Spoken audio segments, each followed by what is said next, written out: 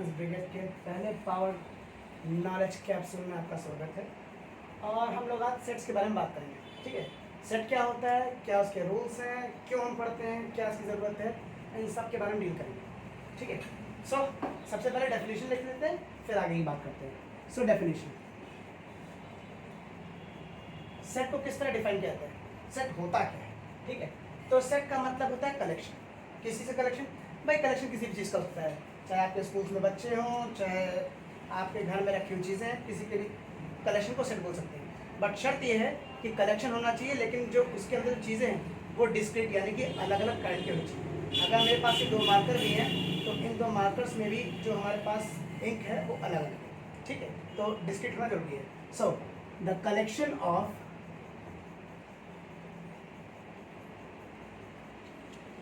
discrete and well defined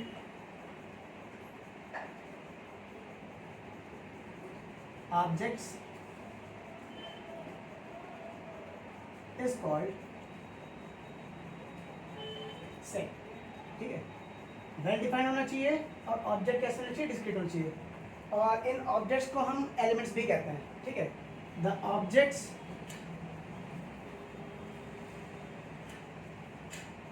of the set are also called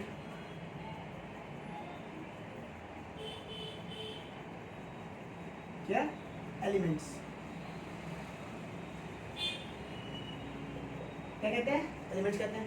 कैसे represent करते हैं, it is represented by, ये अब हम इसको थोड़ा अलग फॉर्म लिख लेंगे। ठीक है, तो it is represented by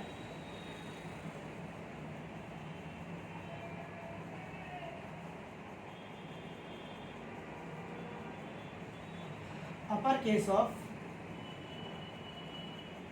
English alphabet, English alphabet, यानी कि हम इंग्लिश के अल्फ़ाबेट से इसको रिप्रेजेंट करते हैं। फॉर एग्जांपल अगर मैं कह रहा हूँ कि मेरे पास स्टेशनरी का सेट है, तो स्टेशनरी में आप एस, इसका कॉमन सबसे पहला वर्ड है, तो आप एस को एज अ नेम लिख सकते हैं। ठीक है, और इसके अंदर जो चीज़ें आएंगी उसे कलेक्शन को हम कर्ली ब्रेसेस में लिखते हैं। किस लिखते हैं, कर्ली ब्रेसेस लिखते हैं। याद रहे, एलिमेंट्स पहले जो इसका नाम है वो कैपिटल लेटर से लिखा जाएगा और एलिमेंट्स लिखे जाएंगे स्मॉल लेटर से। ठीक है, तो फॉर एग्जांपल अगर हम ये एस एक सेट ले रहे हैं for the collection of vowel. ठीक है, तो वॉवल में हमारे अंदर क्या जाएंगे, ए ई आई ओ यू, ये भी तो इंग्लिश के अल्फाबेट्स हैं, बट ये कैपिटल नहीं हो सकते। क्यों कैपिटल नहीं हो सकते, क्योंकि ये कैपिटल जाएंगे तो सेट का नाम हो जाएगा। सेट का सेट नहीं होता, सेट खुद ही आप में एक कलेक्शन होता है। तो ये जो एलिमेंट्स हैं, इनको अगर ये इंग्लिश के अल्फाबेट्स हैं तो इनको हम किससे रिप्रेजेंट करेंगे, ये एलिमेंट्स हैं, एलिमेंट्स या ऑब्जेक्ट कह सकते हैं, इनको हम रिप्रेजेंट करेंगे हमेशा लोअर केस लेटर से रिप्रेजेंट करेंगे, अल्फाबेट से रिप्रेजेंट करेंगे। ठीक, इतनी बात क्लियर हो गई। तो हमने डेफिनेशन पढ़ ली कि सेट होता क्या है, कैसे काम करता है, और एक हमारे पास एग्जाम्पल भी रखा हुआ है। इसको हम क्या पढ़ेंगे, set of vowel.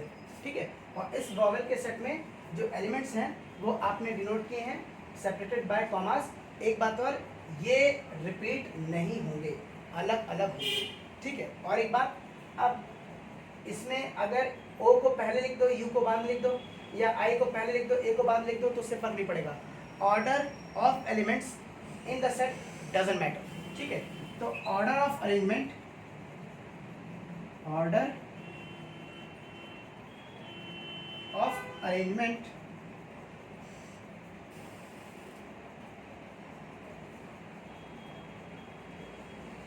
Of elements doesn't matter. यहाँ पे असेंडिंग और डिसेंडिंग का कोई भी महत्व नहीं होता। ठीक है, आप इसको कैसे भी अरेंज कर सकते हैं। आप अगर आपके पास ए ई आई ओ यू लिखा है तो आप ए बड़ा है या ई बड़ा है उसके बारे में बात नहीं करेंगे। ठीक है, या पहले कौन आता है उसके बारे में बात नहीं करेंगे। ठीक है, आपको एलिमेंट्स लिखने हैं चाहे आप जैसे भी लिखें। ठीक, आई बात समझ लेती। चलिए आगे बढ़ते हैं। अब हमारे पास नया जो टाइप आता है तो उसको हम बोलेंगे टाइप्स ऑफ सेट। ठीक है, तो लिखेंगे टाइप्स ऑफ सेट। सेट को बेसिकली हम पढ़ते क्यों हैं, सेट को पढ़ने के पीछे रीजन केवल इतना सही है कि आप हर एक सिंगल पार्टिकल के बारे में जानकारी तो हासिल नहीं कर सकते ना। फॉर एग्जाम्पल, अगर मान लीजिए आपने फिजिक्स में या केमिस्ट्री में सर्टन सब्सटेंसेस पढ़े, like atoms, electrons, protons, neutrons, ठीक है। सो अगर हमसे कहा जाए कि भाई एटम क्या है, तो आपने एटम की डेफिनेशन पढ़ ली। अब एटम सोडियम का हो, चाहे क्लोरीन का हो, चाहे आर्गन का हो, तो अगर हमसे कहा जाए कि हर एक एटम की स्टडी करोगे तो उसमें टाइम लग सकता है, ठीक है। तो अगर मुझसे डायरेक्टली पूछा जाए कि सब्सटेंस मैटर क्या होता है, तो आप मैटर की डेफिनेशन में एटम के अलग अलग टाइप की तो डेफिनेशन नहीं दोगे ना, तो वहाँ पे आप एक कॉमन क्वालिटी दोगे जो एटम की है। सिमिलरली सेट में क्या होता है, हम कलेक्शन को पढ़ते हैं, ठीक है। इससे होता ये है कि हमारे पास एक रफ आइडिया हो जाता है कि हाँ इस चीज़ में कुछ ऐसी ऐसी चीज़ें होंगी, या यूँ कह सकते हैं आप, एक आपको मैक्सिमम आउटलाइन मिल सकती है। तो आउटलाइन के लिए हम इसका इस्तेमाल करते हैं, ठीक है। तो आउटलाइन के लिए भी हमारे पास ज़रूरी है वो क्या है, टाइप्स ऑफ सेट के बारे में जानकारी हासिल करना। तो next is types of set. Set तो बहुत तरह से क्लासीफाई होता है, लेकिन वाइडली यूज होता है वो दो क्लासेस में होता है, एक होता है फाइनाइट और एक होता है इनफाइनाइट सेट। तो sets can be widely classified into two classes, ठीक है। डेफिनेशन साथ साथ देखते चलेंगे। पहली है, उसको बोलते हैं फाइनाइट सेट। फाइनाइट सेट क्या होता है, अगर आप किसी सेट के एलिमेंट्स को गिन पाते हैं, अगर आप किसी सेट के एलिमेंट्स को गिन पाते हैं वो कितने हैं, तो उसे हम बोलते हैं finite set. If you can the collection of finite number of the collection of, ये सही बात है, finite number of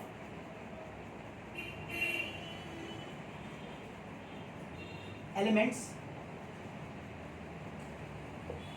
is called finite set.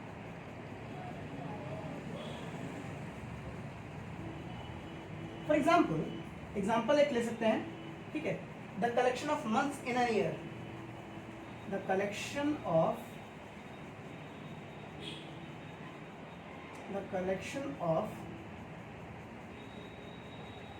Months of the year. एक वर्ष में कितने महीने, 12। आपने गिन पाए, इसीलिए हम कहते हैं कि जो फाइनाइट सेट है उसके एलिमेंट्स को गिन पाते हैं। वॉवेल का सेट है तो वॉवेल गिन सकते हैं, जी हाँ, ए ई आई ओ यू 5 वॉवेल होते हैं, यानी कि हमने गिन पाया, ठीक है। तो अगर आप किसी भी सेट के अंदर एलिमेंट्स को गिन पाते हैं, उनका नंबर फाइनाइट होता है, तो आप उसे कहते हैं क्या, उसे कहते हैं हम फाइनाइट सेट। इसका एक क्वालिटी है, जरा उसके बारे में थोड़ा सा डिटेल बात करें, ठीक है। तो इसको आप नोट में लिख सकते हैं, नोट। तो नोट ये है, इसको कहते हैं कार्डिनल नंबर, कार्डिनल नंबर। अभी हमने कहा कि फाइनाइट सेट में हम एलिमेंट्स गिन सकते हैं, तो जितने एलिमेंट्स होते हैं उसको उस सेट का कार्डिनल नंबर कहते हैं। फॉर एग्जाम्पल, पहले definition, the number of elements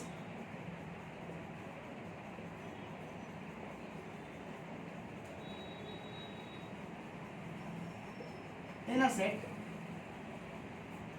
is called cardinal number।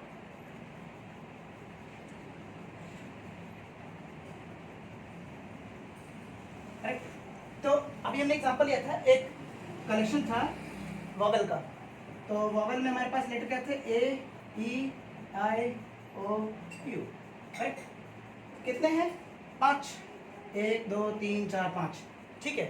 तो आप ध्यान से देखिएगा, हम लोग कार्डिनल नंबर लिखते कैसे हैं, एन कार्डिनल नंबर, किसका कार्डिनल नंबर है, सेट का है ना, तो ब्रैकेट में एस, क्या पढ़ते हैं इसको, cardinal number of set, cardinal number of set S equals to, elements कितने थे, 5, तो हमने यहाँ पे 5 लिख दिया।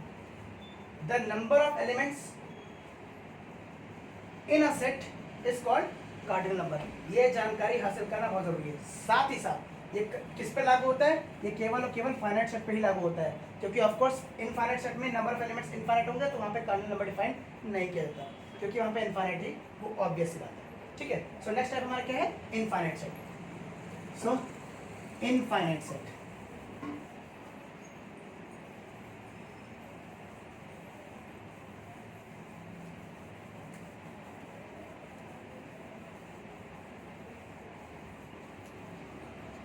सो infinite set,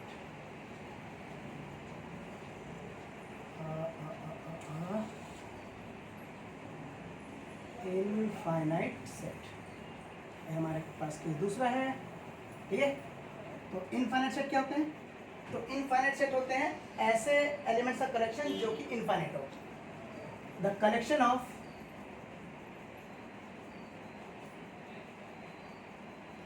infinite number of elements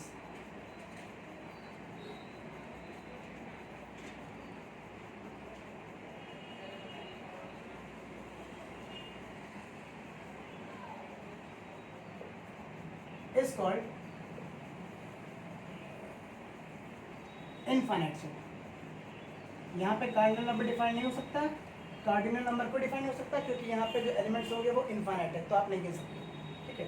for example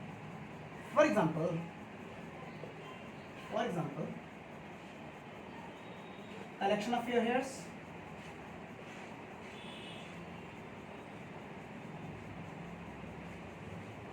collection of hairs of your head, आप नहीं कह सकते। ये और बात है कि जो चोटी लगाते हैं उनमें कुछ ही बाल होंगे, तो उनकी बात नहीं कर रहा, मैं आम लोगों की बात कर रहा हूँ, ठीक है। और क्या हो सकता है, नंबर कलेक्शन ऑफ थॉट्स, ये पहला एग्जांपल है। दूसरा collection of daily thoughts, daily thoughts, तो एक दिन में कितने ख्याल आएंगे, गॉड नोस, नहीं पता। तो ये भी क्या है, इनफाइनाइट सेट का एग्जांपल हुआ, करेक्ट। चलिए आगे बढ़ते हैं। तो इनफाइनाइट सेट के बारे में हमने जानकारी हासिल कर ली। कुछ और टाइप के सेट है वो उनको यहाँ पे डिफाइन करना उचित नहीं है क्योंकि वो थोड़े स्पेशल काइंड के हैं, ठीक है। और उनमें जो सबसे स्पेशल काइंड का सेट है वो बहुत सिंपल है, ठीक है। और उसको कहते हैं हम क्या, ये थर्ड काइंड का है, लेकिन इसको टाइप्स ऑफ सेट में जगह नहीं दी गई क्योंकि क्वांटिटी बेस्ड होता। तो ये हमारा, इसको नॉलेज कैप्सूल के रूप में लिख सकते हैं और इसे कहते हैं नल सेट। नल सेट क्या होता है, नल सेट का मतलब होता है ऐसा सेट जिसमें एक भी एलिमेंट ना हो। Collection of no elements is called null set, ठीक है। या यूं कह सकते हैं the set of no elements is called empty set और null set, दोनों एक ही बात है, ठीक है। स्पेशल है ये, इट इज डिनोटेड बाय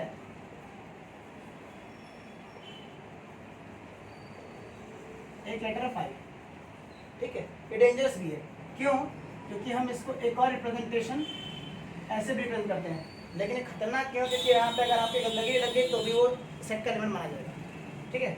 और हाँ, इसमें जीरो नहीं लिखिएगा क्योंकि जीरो का मतलब उसमें एक एलिमेंट हो गया, ठीक है। 5 मतलब कोई एलिमेंट नहीं है, अगर आप खाली छोड़ रहे हैं तो ये भी क्या होगा, नल सेट एग्जाम्पल है। क्या ये अभी नल सेट है, जी नहीं, अभी भी नहीं है, क्योंकि इसके अंदर अभी भी बोर्ड के कुछ पार्टिकल्स हैं, ठीक है, तो अभी भी नल सेट नहीं है, ठीक। Next is singleton set. तो नेक्स्ट है हमारे पास सिंगलटन सेट,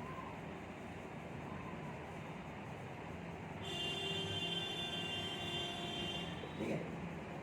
सिंगलटन का एग्जांपल, ठीक है। So a set which have only one element, तो अगर किसी सेट में केवल एक एलिमेंट है तो उसे हम क्या कहेंगे, singleton set,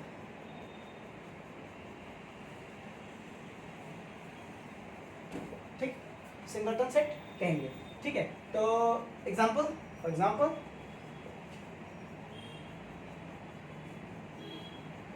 collection of whole numbers,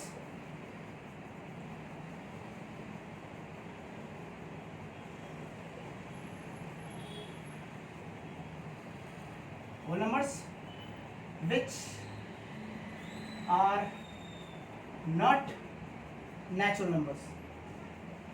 उन होल नंबर्स का कलेक्शन लिखिए जो कि नेचुरल नंबर नहीं हो सकते। तो केवल एक ही वो सेट है, वो सेट कौन सा है? 0। बाकी सारे होल नंबर्स नेचुरल नंबर होते हैं। क्या बात समझ आती है? आती है। अब सेट के बारे में थोड़ा अंदर चलते हैं।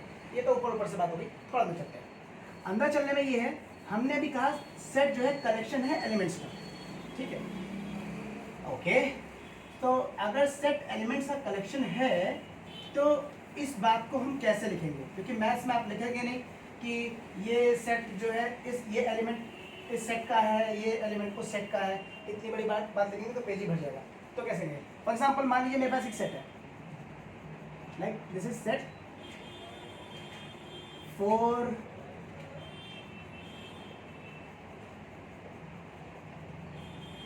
एंड सो ऑन, ठीक है। एक एग्जांपल में हम आपको मैक्सिमम चीजें बताने की कोशिश करेंगे।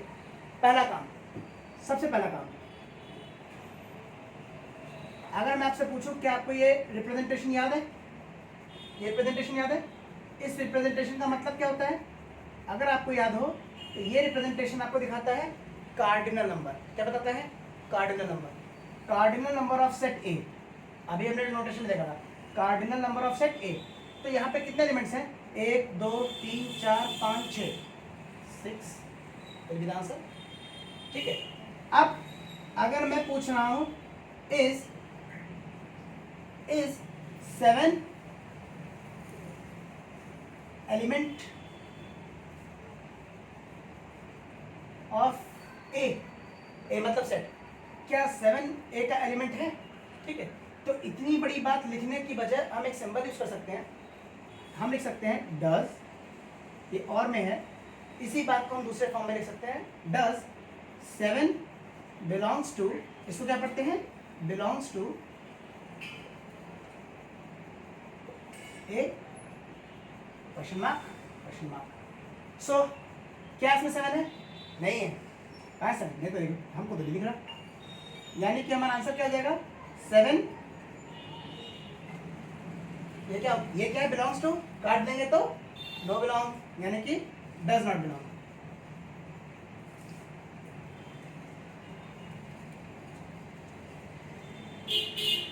Does not belong to A. तो अगर कोई एलिमेंट होता है तो उसको बिलोंग्स टू से रिप्रेजेंट करते हैं, और कोई नहीं होता है तो उसको डज नॉट बिलोंग्स टू से रिप्रेजेंट करते हैं, ठीक है, ओके। तो हम कुछ और फंडामेंटल चीजें जान लेते हैं तो थोड़ा काम आएगी। वो चीज़ क्या है? अभी हमने देखा सेट को हम नंबर्स के फॉर्म में रिप्रेजेंट कर रहे हैं, ठीक है। क्या हम सेट को किसी और फॉर्म में रिप्रेजेंट कर सकते हैं? पिक्टोरियल फॉर्म में, क्योंकि अधिकतर पिक्चर से ज़्यादा अच्छे समझ आता है। अगर मैं आपको एक कहानी दे दूँ और पढ़ने कह दूँ तो मुश्किल से 15 मिनट बाद आप बोर हो जाएंगे, लेकिन अगर उसी कहानी को मैं फिल्म के रूप में दिखा दूँ तो बोर नहीं होंगे। यानी कि हमको पिक्टोरियल रिप्रेजेंटेशन की ज़रूरत पड़ेगी अगर चीज़ों को अच्छे से और समझना है और लंबे समय के लिए याद करना है। सो हमारे पास है पिक्टोरियल रिप्रेजेंटेशन ऑफ सेट। हाँ, इसको यहाँ पर क्या कहते हैं? इसको बोलते हैं Venn diagram.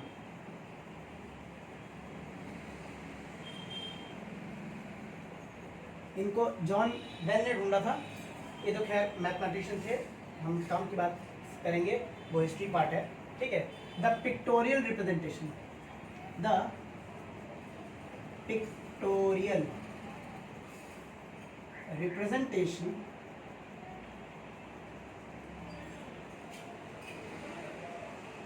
of set is called Venn diagram. Sorry, it should be capital क्योंकि ये proper noun है, diagram. Clear? So मान लीजिए आपके पास तो सेट था S, beginning S was the collection of vowel, यानी कि A E I O U, correct, okay. तो इसको अगर हमको पिक्टोरियल रिप्रेजेंटेशन करना तो कैसे करेंगे? आप आप सेट को बनाने के बहुत सारे तरीके हैं, ठीक है, लेकिन आपको एक आउटलाइन देनी होगी।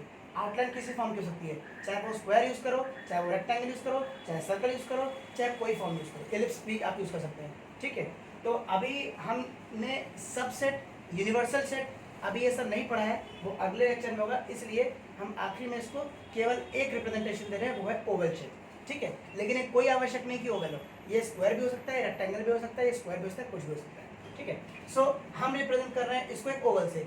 ये एक केवल एक्सीडेंटल केस है, ये कोई जरूरी नहीं है कि हम इसको केवल और केवल ओवल शेप से रिप्रेजेंट करें, किसी से रिप्रेजेंट कर सकते हैं। ठीक है, अगले लेक्चर में देखेंगे किसको किससे रिप्रेजेंट करते हैं। सो जनरल है, तो ये हमारे पास एक